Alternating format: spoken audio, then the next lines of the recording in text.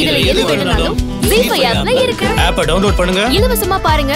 எப்ப வேணாலும் எங்க வேணாலும். இனிமேலாவது எந்த விஷயத்துல யார்கிட்ட எப்படி நடந்துக்கணும்னு யோசிச்சு நடந்துக்க ஸ்வேதா. உனக்கா அந்த பக்கம் வரும்னு தான் நானும் பாத்துக்கிட்டு இருக்கேன். ஆனா இன்னும் வரலன்னா எப்படி?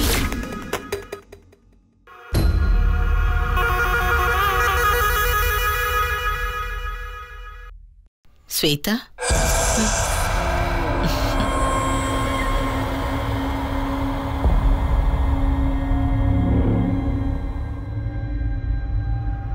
அத்தை அப்ப கராரா பேசினேன்னு கோவமா? அப்படி எதுவும் இல்ல அத்தை.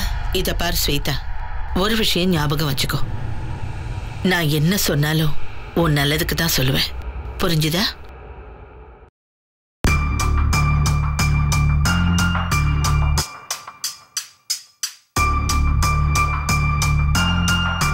முத்தரசு. சித்தே, என்னப்பா, உன் அத்தை பொண்ணு விஷயம் எல்லாம் முடிஞ்சிருச்சா? இல்ல இன்னும் வேற டாக்டர் பாக்குறது அது இதுன்னு அதுக்கப்புறமும் வேலைங்க இருக்கா?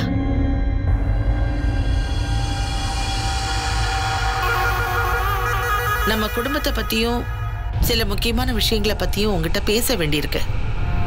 அதான் உன் மனசு இங்க இருக்கா இல்ல வேற எங்கேயாவது இருக்கான்னு தெரிஞ்சுக்கலான்னு கேட்டேன்ப்பா.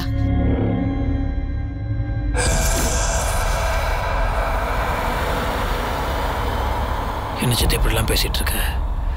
வெண்ணிலாக்கு ஆக்சிடென்ட் ஆகி ரொம்ப சீரியஸாக ஹாஸ்பிட்டலில் இருந்தா. இந்த நேரத்தில் நான் அவளை பார்த்துக்கணும் இல்லையா? அதனால தான் அவள் கூடவே இருந்தேன். அதுக்கு தான் சித்தி. இதோ பாருப்பா, நான் தப்பா எல்லாம் பேசல. வெண்ணிலா ரொம்ப முடியாம இருந்தா, அதனால நீ கவனிச்சுக்க போன. ஆனா இதுக்கு நடுவுல நீ எங்க முகத்தெல்லாம் ஏறெடுத்து கூட பாக்கலையப்பா.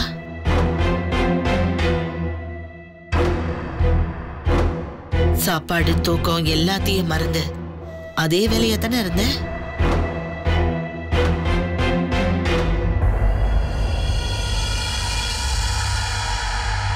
சொல்லு சித்தி, என்ன விஷயம்? நேத்து ஜோசியரை பார்த்தோம். அவர் ஜனனிக்கு கல்யாண யோகம் வந்திருக்கு, அதனால உடனே கல்யாணத்தை முடிச்சிடலான்னு சொல்றாரு.